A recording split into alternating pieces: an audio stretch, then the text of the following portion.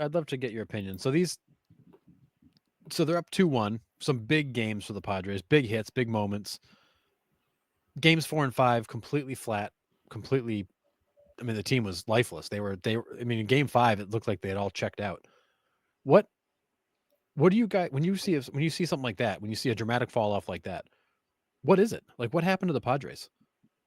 I, Where'd the mojo go? I don't know, because I was on record saying last week when that whole outfield skirmish with Profar happened that they woke up the Padres and that they were going to go back to San Fireworks. Diego. Yeah, going to go back to San Diego and possibly win the next two. And boy, was I wrong, because they went back, they win game 3, and then they just don't show up for 4 and 5. I don't know if they thought that, like, all right, series is in hand and we can just coast, or what. I really don't have any answers, because honestly, from the top guy to the bottom guy, I think the Padres have the best roster in the playoffs. I mean, They certainly, you can argue, yeah, healthy, deepest in the bullpen, deepest in the pitching staff, their lineup. I would say talent-wise, top to bottom, the Padres had probably the most talented roster, but it's baseball, and you still have to go out, throw the ball, hit the ball, catch the ball, and they didn't. I mean, the baseball world saw Game 4 bullpen game versus Dylan Cease and thought it's over. Stick a fork in the Dodgers. Season's done. Who's getting fired? What are they going to do? How are they going to fix this? And then they respond by utterly dominating them for 2 nights.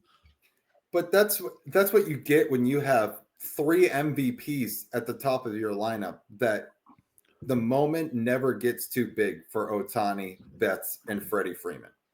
The moment is, they've all been there before. Well, not Shohei. This is his first time. Even when Freddie's limping. Right. But I mean, Freddie's been on the big stage before. Mookie's been on the big stage before. They're all MVPs. They're all leaders. Like, they're never out of the game.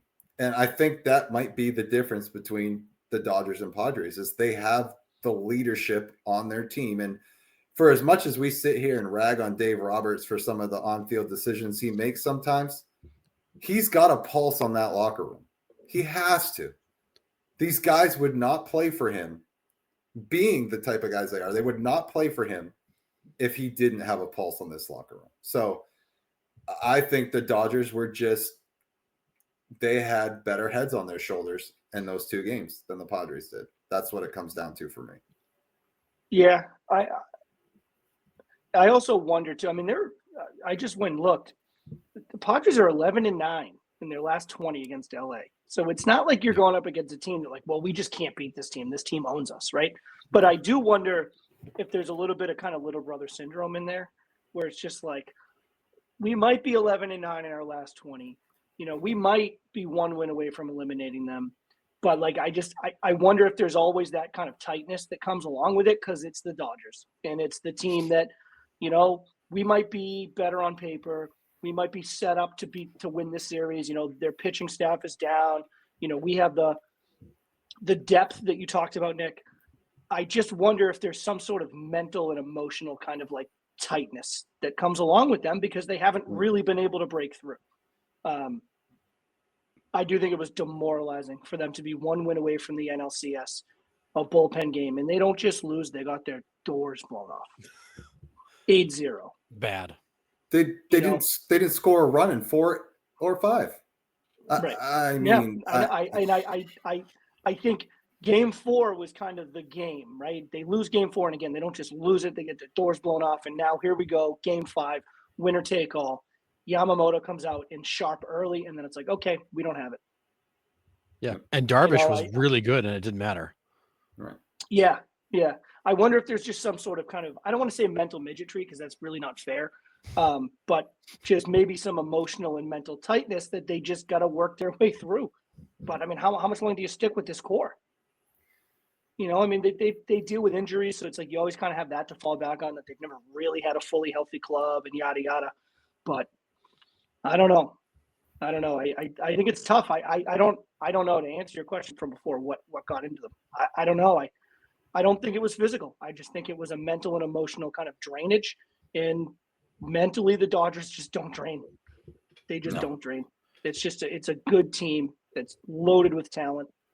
And for all of the maybe on-field hatred that I have for Dave Roberts as a manager, I do think he has a really good pulse, and I do think they love playing for him. And they play for each other. I mean, that team is tight. That is a tight team. Yeah, and it's the Padres MO. It's just they're becoming known as that team that they're good, but they don't have it. They just don't have it. They got guys with swagger, they got guys that can talk, they got guys that can hit, but when the lights are bright, they shrink. And that continues to be their MO. They get into these big moments, and as good as they looked early in the series when the games got tight and the lights got brighter, they disappeared. Hats off to the Dodgers. They pitched extremely well. But the Padres, there was no fight. They weren't going deep into bats anymore. They weren't making much solid contact. Like, they were flailing at things. They looked like a different team in games 4 and 5. Yeah, for sure.